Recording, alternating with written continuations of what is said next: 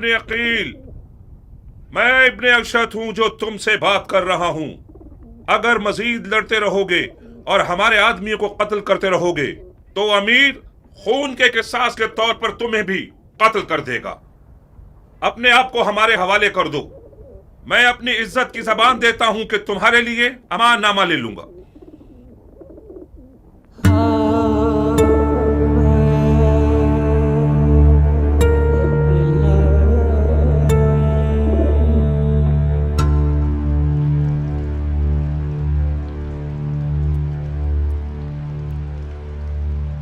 کوئی بات کرو مسلم. مجھے مار دو گے یا امان دو گے؟ کیوں پوچھ رہے ہو؟ میں نے امان کے وعدے پر تلوار روکی ہے، ورنہ میں تسلیم نہ ہوتا. میدان جنگ میں مارا جانا میرے لیے زیادہ باعزت منزل تھی. ہاشمیوں کے سر اٹھانے سے خدا کی امان. اسیری کی حالت میں بھی رجس خوانی کرتے ہیں. یہ لوگ التماس کے لفظ کو تو پہچانتے ہی نہیں. ہم صرف خدا کی بارگاہ میں التماس کرتے ہیں. تو پھر خدا سے التماس کرو، شاید وہ تمہاری دعا سن لے اور مجھے تمہارے قتل سے روک دے.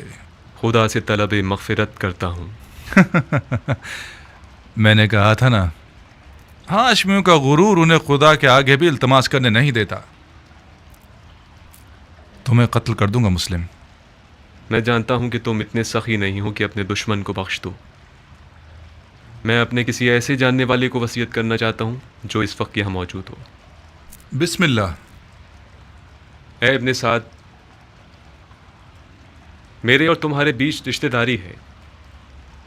میں تمہارے ذریعے ایک وصیت کرنا چاہتا ہوں، ایک راز کی طرح. میں کوئی اچھا رازدار نہیں ہوں، مجھے معاف کرو دو. اے پسر سعد، مضائقہ مت کرو. یہ بات مردانگی کے خلاف ہے. تمہارا عزیز موت کے دہانے پر کھڑا ہے، اس کی وصیت تو سن لو.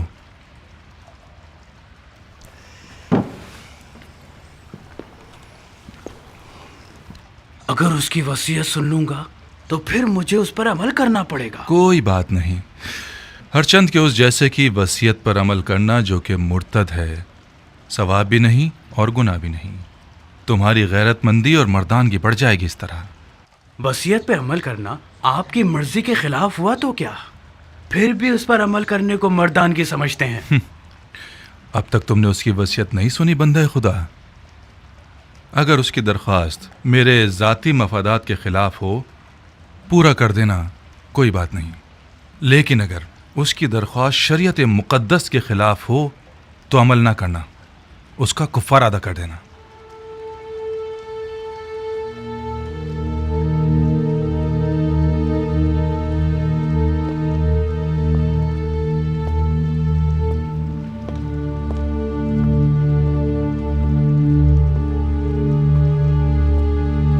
وصیت سناؤ مسلم. میرے چچا بھائی حسین ابن علی کو لکھ دو کہ کوفہ نہ آئیں، لوٹ جائیں. میرے مرنے کے بعد میرے جسم کو دفنا دینا کہ زمین پڑا نہ رہ جائے. میں کوفہ میں 700 درہم کا مقروض ہوں، وہ ادا کر دینا. میری زرہ اور خود کو بیچ کے ادا کر دینا.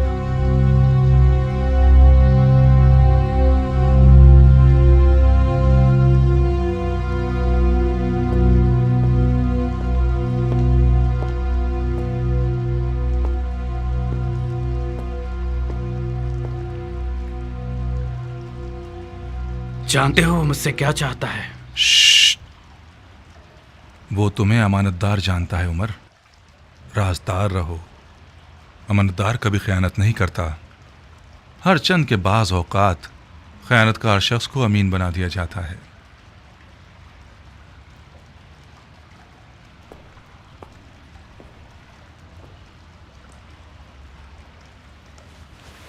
خوب مسلم، تم نے وصیت کر دی.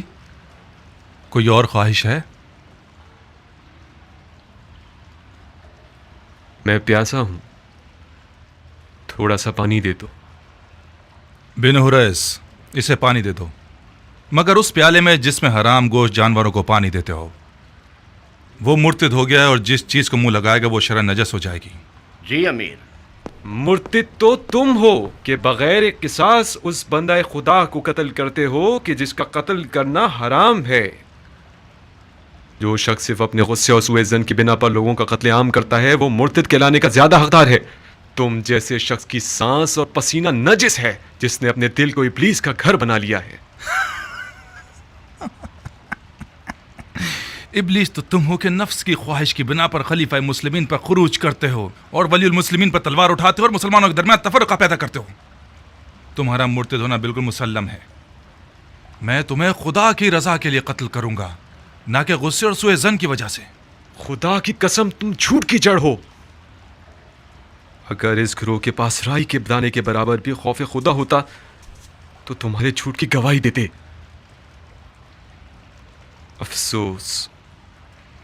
افسوس کہ دنیاوی تعلقات نے مسلمانوں کو اتنا گرا دیا ہے کہ ان میں انصاف، شجاعت اور ایمان بھی ختم ہو گیا ہے. ہم ایک غاصب خلیفہ کے خلاف احتجاج کر رہے ہیں. ہم نے قیصر و کسریٰ جیسے شخص کے خلاف تلوار اٹھائی ہے. ہم نے نفاق نہیں کیا، اتحاد کیا ہے. عراق کے لوگوں کے 12,000 خطوط ہمارے گواہ ہیں.